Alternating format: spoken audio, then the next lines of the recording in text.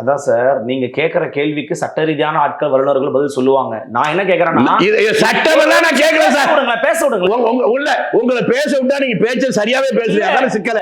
அவங்க எதுவுமே நீங்க கேள்வி கேட்பதா உங்க உரிமை. ஒரு துரும்ப கூட எடுத்து போடலன்னா நீங்க பதில் சொல்லலாம். அத போடலைங்கறனா.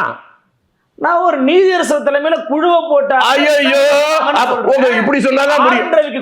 அப்படி சொன்னாதான் உங்களுக்கு சொல்லிட்டீங்களா? ஆளுநர் திட்ட மாட்டீங்க. சொல்லிட்டீங்கல்ல. இப்ப அடுத்து ஒரு கேள்வி கேட்குமா?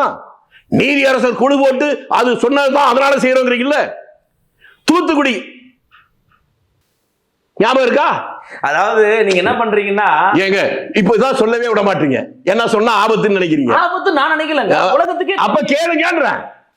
நீங்க என்ன சொல்றீங்க? நீதியரசர் குழு போட்டு அது பரிந்துரையின் பேர்ல நடவடிக்கை எடுக்கிறீங்க. அந்த அருணா ஜெகதீசன் குழு என்ன சொல்லுச்சு? 4 காவல்துறை அதிகாரி மீது குற்றம் சொல்லுச்சா? ஒரு 16 வயது பெண் குழந்தை அவருடைய வாயிலே துப்பாக்கியால் சுட்ட அந்த அதிகாரியுடைய பெயரை சொல்லுச்சா? பஸ் மேல நின்று தொலைநோக்கில் இருக்கக்கூடிய குறிபார்த்து சுட்டவனை சொல்லுச்சா? இவர்கள் மீதெல்லாம் நடவடிக்கை எடுக்கணும் அறிக்கை கொடுத்துச்சா? அது அதிமுக ஆட்சியில் நடந்தது. ஆனா அந்த குழு பரிந்துரை திமுக ஆட்சியில் வந்துச்சு. குற்றவாளிகள் என்று சொல்லப்பட்ட அந்த அதிகாரிகள் மீது அரசு நடவடிக்கை எடுத்தா? இல்ல.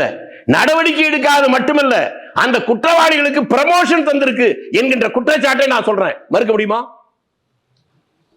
அதனால இந்த பூச்சாண்டி இந்த கதையெல்லாம் என்கிட்ட சொல்லாதீங்க. ஏன் நடவடிக்கை எடுக்கவில்லை என்பதுதான் கேள்வியுடைய.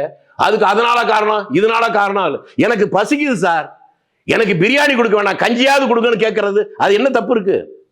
நீங்க ஒண்ணுமே பண்ணாம வெறும் காரணத்தை மட்டுமே சொல்லிட்டு இருப்பீங்களா? இல்ல, இப்போ காங்கிரஸ் கட்சி கூடுதல் சீட்டுகளை கேட்கறது, அப்புறம் அது இப்ப நீங்க இடத்தை தாண்டி போறீங்க. இல்ல நீங்க கொள்கை கூட்டணி பத்தி பேசிக்கிட்டு இருக்கீங்க. அதுக்காக நான் அந்த விஷயத்துக்கு நான் வரேன். சரி.